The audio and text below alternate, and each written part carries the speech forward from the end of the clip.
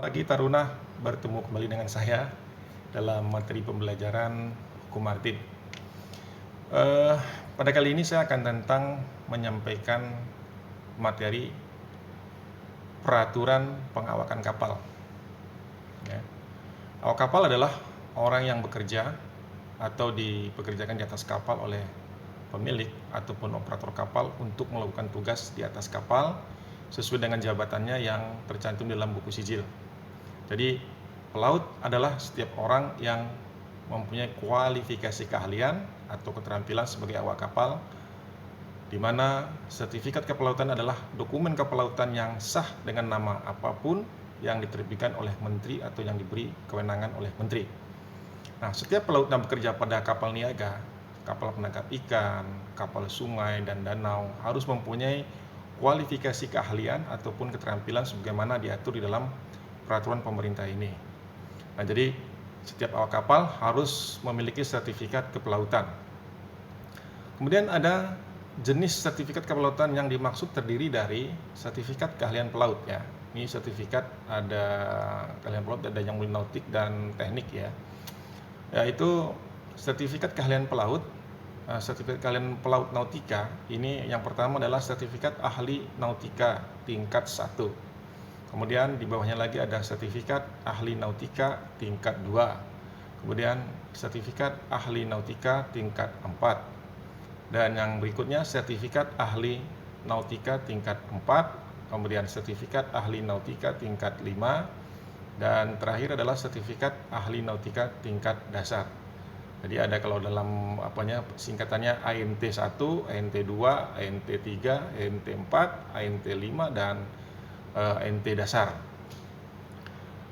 Untuk sertifikat keahlian pelaut teknik permesinan ya atau teknika, ini ada sertifikat ahli teknik tingkat 1, sertifikat ahli teknik tingkat 2, sertifikat ahli teknik tingkat 3, sertifikat ahli teknik tingkat 4, sertifikat ahli teknik tingkat 5 dan sertifikat teknik tingkat dasar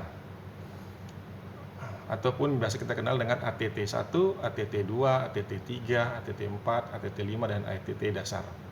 Sementara untuk sertifikat keahlian pelaut radioelektronika itu ada namanya yang di level pertama adalah sertifikat radioelektronika kelas 1 di SRE 1. Kemudian sertifikat radioelektronika kelas 2. Dan juga ada sertifikat operator umum, sertifikat operator terbatas. Yang biasa kita kenal dengan SRE 1, SRE 2, kemudian SOU ataupun sertifikat operator umum dan juga SOT. Nah, kemudian berikutnya adalah di sertifikat keterampilan pelaut ya. Sertifikat keterampilan pelaut ini satu adalah sertifikat keterampilan dasar pelaut. Adalah sertifikat keterampilan dasar keselamatan ataupun basic safety training. Kemudian sertifikat keterampilan khusus. Ya, sertifikat keselamatan kapal tanki, tanker safety. Kemudian ada sertifikat keselamatan kapal penumpang RoRo, sertifikat keterampilan penggunaan pesawat luput maut dan skoci penyelamat ya, survival crab and rescue boat ya, SCRB ya. Kemudian ada sertifikat keterampilan skoci penyelamat atau FRB ya, Fast Rescue Boat ya kan. Kemudian ada sertifikat keterampilan pemadam kebakaran tingkat lanjut Advanced Fire Fighting ataupun AFF. Kemudian ada lagi sertifikat keterampilan pertolongan pertama. Ini MEFA ya kan, Medical Emergency First Aid. Ada lagi sertifikat keterampilan perawatan medis di atas kapal. Ini Medical Care on Board ya, MCB. Kemudian ada lagi sertifikat radar simulator, kemudian ada sertifikat ARPA simulator. Ini merupakan adalah sertifikat keterampilan para pelaut ya. Jadi pada setiap kapal yang berlayar itu harus berdinas seorang nahoda dan beberapa perwira kapal yang memiliki sertifikat keahlian pelaut dan sertifikat keterampilan pelaut sesuai dengan daerah pelayarannya, ukuran kapal, jenis kapal dan daya penggerak kapal. Jadi sejumlah rating yang memiliki sertifikat keahlian pelaut dan atau sertifikat keterampilan pelaut sesuai dengan jenis tugas, ukuran dan tata susunan kapal. Artinya apa? Orang yang mempunyai, sebagai contoh, orang yang mempunyai sertifikat ANT dasar tidak bisa membawa kapal yang di atas 1.600 ton misalnya, karena itu untuk orang yang memiliki sertifikat ijazah yang lebih tinggi daripada itu. Seperti contoh begini, di lalu lintas darat ya, kalau kita mempunyai SIM itu SIM C, itu kita berhak mengendarai sepeda motor ataupun mengendarai roda 2. Dan ketika kita hanya cuma mempunyai SIM C, tidak boleh membawa kendaraan yang mempunyai SIM A, kemudian SIM B ataupun B1, B2, ya kan? Artinya apa? Itu adalah jenis-jenis surat izin mengemudi yang ada di lalu lintas ya. Jadi ini sebagai contoh aja perbedaannya seperti itu ya. Kalau di kapal itu sesuai dengan jenis kapalnya yang bisa membawa kapal tersebut. Kalau kita di darat itu kalau kita punya SIM C saja hanya bisa untuk roda 2. Dan untuk SIM A hanya bisa untuk roda 4 yang biasa sedan. Kemudian kita untuk yang B1 mungkin kita hanya bisa membawa ataupun boleh membawa truk ya kan. Ketika kita mempunyai SIM B2 itu kita membawa truk gandengan diperbolehkan. Ya, jadi itu perbedaannya dengan yang SIM yang dengan surat izin yang ada di darat ya. Kemudian buku pelaut.